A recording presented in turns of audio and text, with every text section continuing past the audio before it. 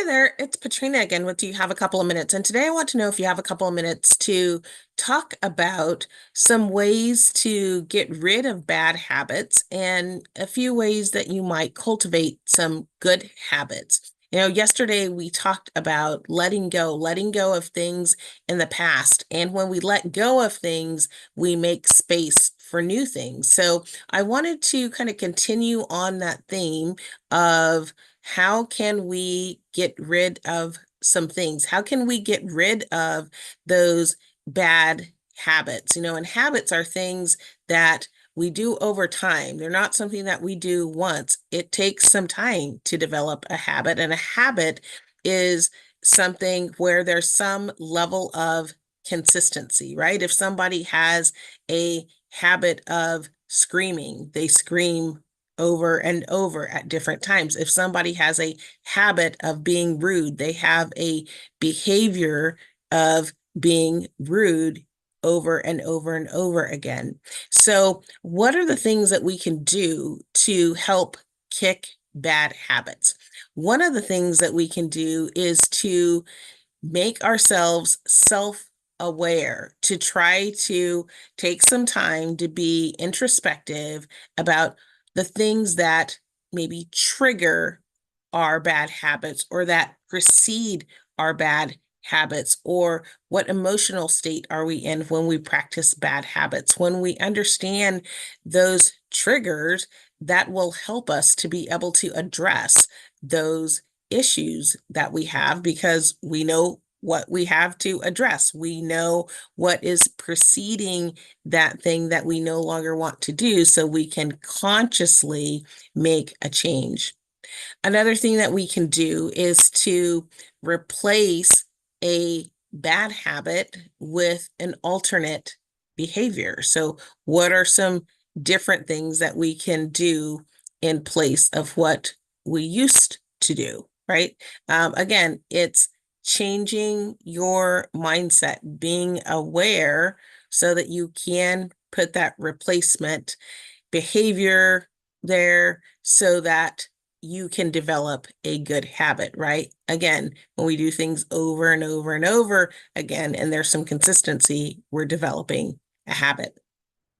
Another thing that you can do is to really set some clear goals and monitor your progress. I've seen things where people have their swearing jar, right? And if they swear and they don't want to, they have to pay themselves to make sure that they are being aware of when they are doing the things that they don't want to do.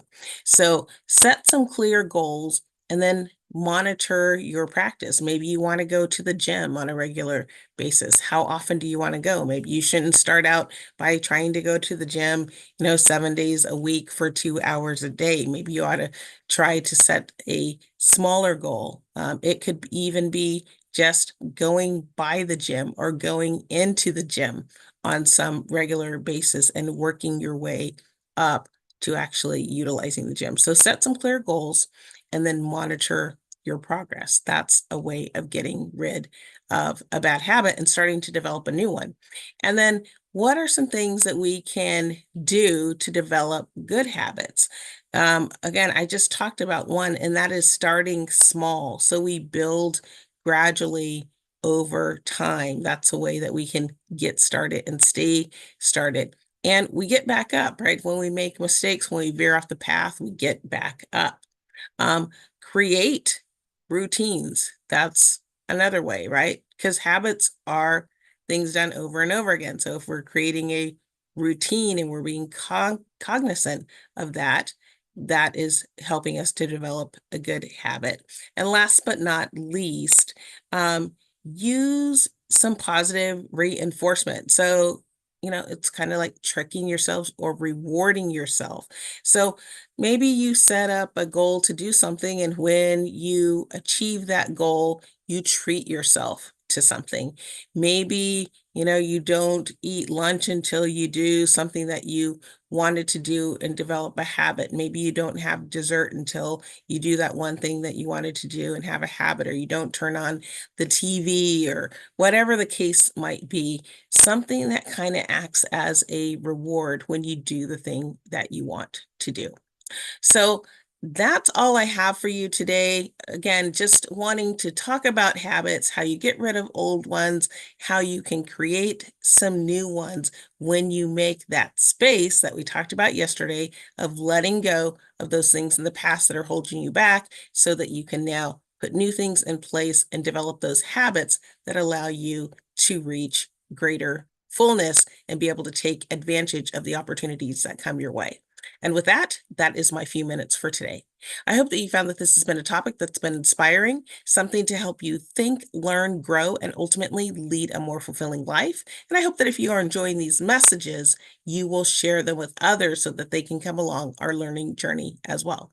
Please be sure to check out the show notes for a summary of today's session, as well as contact information if you'd like to be in touch with me, and information on my most recent publications.